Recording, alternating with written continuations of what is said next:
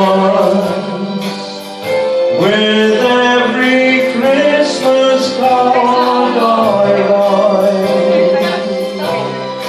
May your days be merry and bright, and may all your Christmases be white.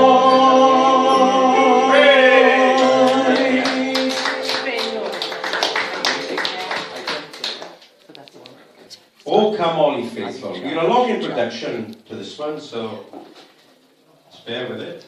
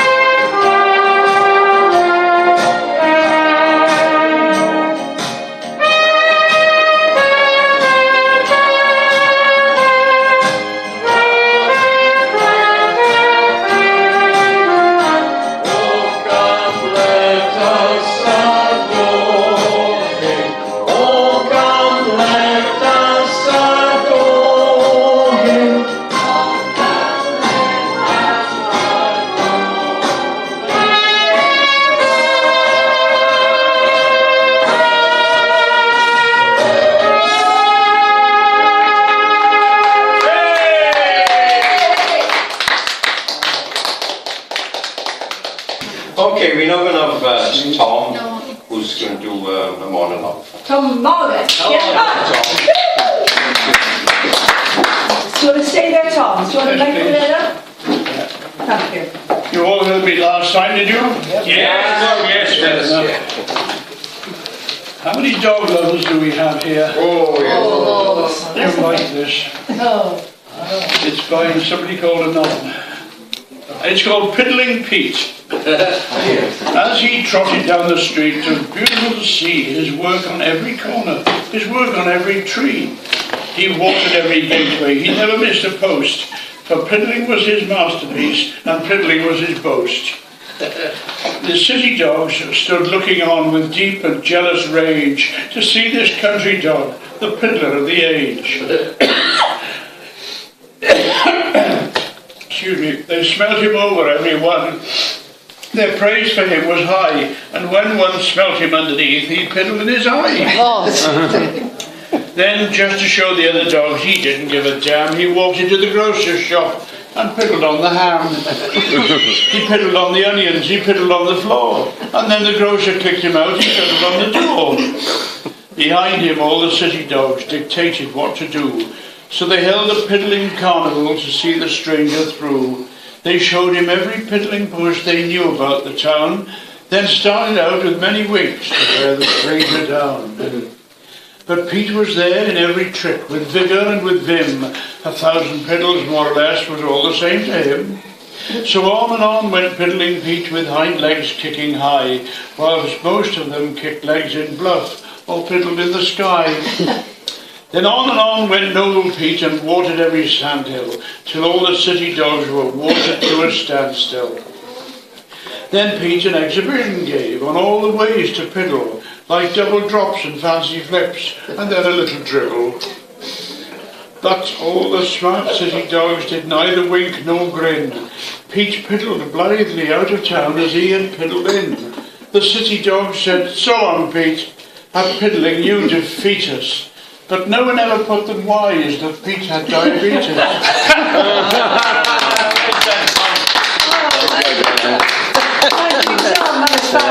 I wonder, could we ask you for another one? Yes. You don't mind? Not at all. Oh, thank you very much. Brilliant. What now? Yes? Yes. Tom, we're on the roll. Thank you. Mr. Morgan, Mr. Tom Morgan, and we've known him, Mrs. Tom Fan and everything. Please, a big warm hot red cannabis. There's a little picture for him called Sonia Snell. This is the tale of Sonia Snell, to whom an accident befell, an accident which may well be seen embarrassing in the extreme. It happened, as it does to many, that Sonia went to spend a penny. She entered in with modest grace the properly appointed place, provided at the railway station, and there she sat in meditation. Unfortunately, unacquainted, the woodwork had been newly painted. This made poor Sonia realise her inability to rise, and though she struggled, pulled and yelled, she found that she was firmly held. She raised her voice in mournful shout, "Please someone come and let me out." Cries for help then quickly brought, a crowd of every kind and sort. They stood around, they feebly sniggered, but all they said was, "I'll be jiggered." "Good blimey," said an urgent porter, "we ought to soak her off with water." The station master and his staff were most polite. They did not laugh. They tugged at Sonia's hands and feet, but could not get her off the seat. A carpenter arrived at last, and finding Sonia stuck quite fast, remarked, "I know what I can do," and neatly sawed the seat in two. Sonia rose only to find a wooden halo on behind her. An ambulance came down the street and bore her off, complete her seat, to take the wooden bustled girl off quickly to the hospital. They hurried Sonia off inside after a short but painful ride, and seizing her by heels and head, laid her face down upon the bed. The doctors all came on parade to offer their immediate aid. They glanced about and cast their eyes upon the scene with some surprise. A surgeon said, "Upon my word, could anything be more absurd? Have any of you, I implore, seen anything like this before?" "Why, yes," said a student, unashamed. "Frequently, but never framed."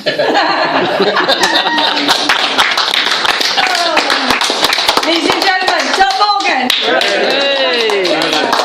Fantastic, fantastic. Could we go straight on to... Yes, go on. Okay. Yeah, carry on. Well, ladies and gentlemen, we go straight on now to another wonderful act once again. And thank you, Tom. Your never-ending laughter. Fantastic. Yes, lovely. Brilliant. It's a pleasure. Wonderful. We'd like to call on Prince Nadin now, and because then after Prince, then we'll do another carol. Is that okay? We'll keep it going so that everybody's involved. Thank you. Would you like This evening. So keep an eye on what my right hand doing while you watch my left hand. You see the handkerchief? Normal one. I put the hanky there. This is my place.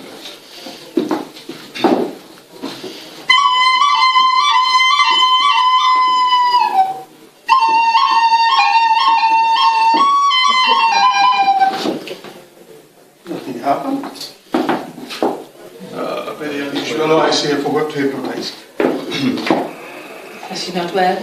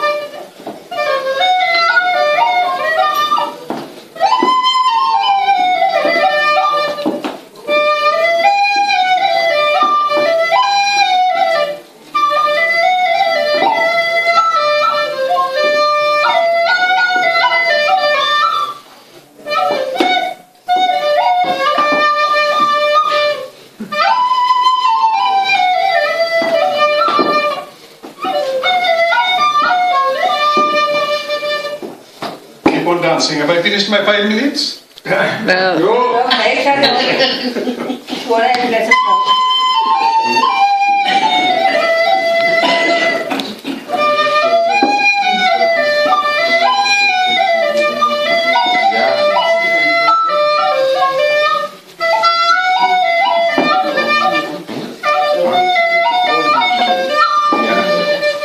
That's nearly 5 minutes, okay?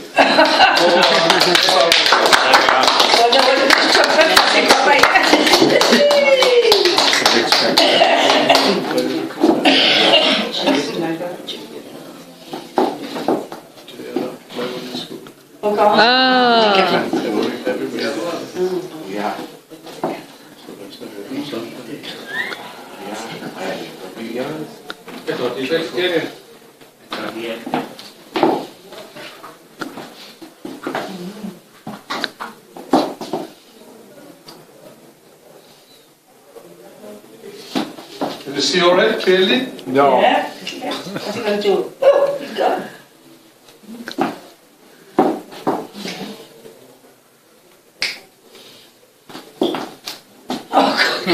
Hey.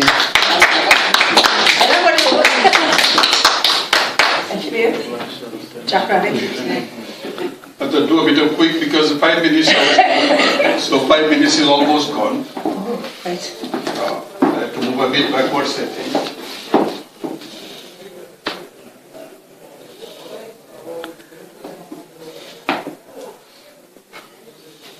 Oh gosh, I'm lying. Thank you very much. Praise Nadin, thank you.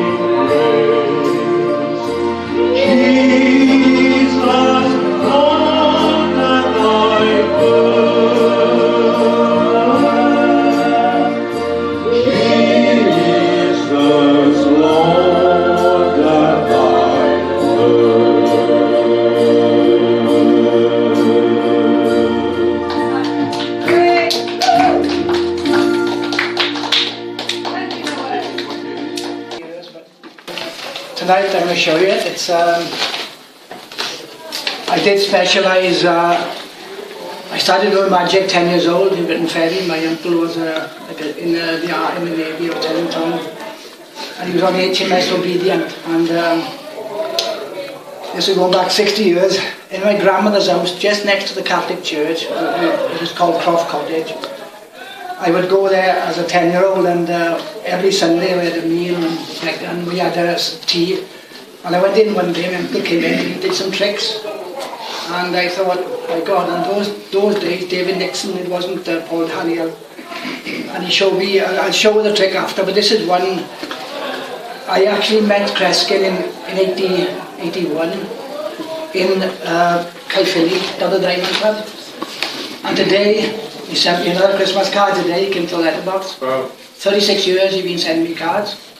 I met him there, and the wife was with me, and 12 of us from the karate, all the karate boys went to see him in the Double Diamond Club. And I did a portrait of him in oils, and he didn't go off till 1 in the morning on a Friday night. He was there for a week. So he goes up to the stage door, knocks the door, and his bodyguard and a road manager, Steve, he's 7 foot, looking down. He said, "What do you want?" I said, "Can I meet Kreskin, please?" "Oh, he's having chicken and chips now after the show." And so I said, "Well, I got a portrait of him." It was a big portrait, and I said, "Oil painting?" And he went, "Hang on, I'll show him." He showed it to him. He said, "Come back in 15 minutes. I went back 1:15, and I was so impressed with Kreskin that I first saw him when I was a TV engineer in the 60s. He came on television, The Amazing World of Kreskin, and he walked on. I was in a woman's house, and the woman said, "Oh, the set won't go off for 20 minutes. Have a cup of tea, sit there." So I sat there, and he came on 1:30 on a Friday. And I remember Keith Fordyce was presenting it, and he introduced him. And here he is, the amazing Kreskin. On he came, and I just sat there for half an hour. The set didn't go off, the fault. And ever since then, I took my dinner break to make sure I'm there at 1:30. You know, so he impressed me so much, and he's the kindest chap I've ever met. When I talked to him, he said to me last year, you know, he said he was having a party in New Jersey, West Caldwell, and for 36 years, and today his card dropped from my letterbox, where's a Christmas card. And I learned, not actually learned off him, but I loved his patter. You know, he's on all the top chat shows, Johnny Carson, 90 times there, Phyllis Diller, and he was on Jimmy Fallon. And he sent me all the stuff. He sent me all his big 8x10 photos. Last year he sent me an umbrella. So my effects, I started doing a mind reader hypnotist, travelling the clubs. But let me show this little one. I had this for years ago. Let me just take what we've got. I got a scissors as well, but I've got about, on there are 23 household items. And they're all different, about 23 altogether. We got a fork, a couch, a table, a plate, a chair, glass, a brush. What I'm going to do is I'll get a scissors. I've got one here. I'll leave that there, look. Let me get the scissors. I'm going to ask somebody now to, let's have one volunteer raise their hand. Anybody? Anybody? Phil? Right, Phil. What I'll do is, you stay there for like, I'm going to actually go down the row of all objects from kitchen and from the household objects. Now, when I get to, when you want to stop me, you stop me anywhere. I'm going to cut right through the, whatever you stop me, and then I cut right through it. Okay. So I go down very slow. Stop. There? Yes. I'll just cut exactly where you stop me, look. Oh, and if you could check, if you could grab those, there's one I'll cut through. If you look there, Phil, for us. See what it is? Yeah. You match them up. What was it, Phil? Cool. Comb? Watch. Amazing. And there's no duplicates, they're all different. Amazing. Lovely. Well done. Right, that's good, huh? Right, let me show you something quick. I was on the satellite, I got a motor, I fitted a motorised dish. Let me show you. On the back of my garage. There it is, there, look. I've actually got one over my head. That's only about 1.2 metre. back of it was on my house, but we moved it to the garage, so it's motorised. That's on Astra over there, 28.2 east, and you can drive it right over to 45 west, so you'll drive right around. And I picked up an American horse race, and there's a lot of stuff not scrambled up there. I can even contact the space station with this. I got a lot of equipment. I got a radio amateur as well, and you can pick up slow scan TV off the space shuttle. That's a space ISS, International Space Station. Now this one, I did find an American horse race, and I've actually got a recording of it and it's on a video. And these are the runners. Let me show the runners first. Look. We've got Razzle Dazzle, Viking Maid, Puddy Z, Valiant Native, Moving Cloud, French Chef, Brave Irish, Sunshine Girl, Real Terror, Midnight Honor and Mad Jack. Let me show, to make it easier, I've actually put them onto luggage tags. I got about 11, I think it is, 11 runners, and they're the tags. Look. We've got exactly all different, Puddy Z, Valiant Viking Maid, Valiant Native, they're all there, exactly same as the form card there. Moving Cloud, French Chef, Brave Irish, Sunshine Girl, Real Terror, Midnight Honor. Now, I know, this was a couple of months ago, I know when the race, it's on the disc, I can't change it. I've had trouble with this, that's why I'm a bit late. I actually the battery's gone inside, built-in battery, so I had to use, I made it up just before I left. I've had to put a plug on the side for now. Let me just, I'm going to mix these up, okay? Give them a good mix up, we don't know which runners where. And what I'll do is, I'll hold them this way. We're going to have somebody who'll watch these, they're very thin. I didn't realise these tags are very thin. Make sure they don't tangle. Could you pick any piece of string you like, gently and anywhere, middle, top, and could you pull it? You can pull it out for us, don't show me. They're all different, look. I'll chuck it there. Right. I'll hold it a bit higher so you can all see it better there. Let's switch him on. This race was about 3 months ago. I had it off the satellite. American race. Let me just start it. See if I get, I made a little copy off the satellite. Should play in a second. Right. Let's try it now. Should start in a second. Here he is.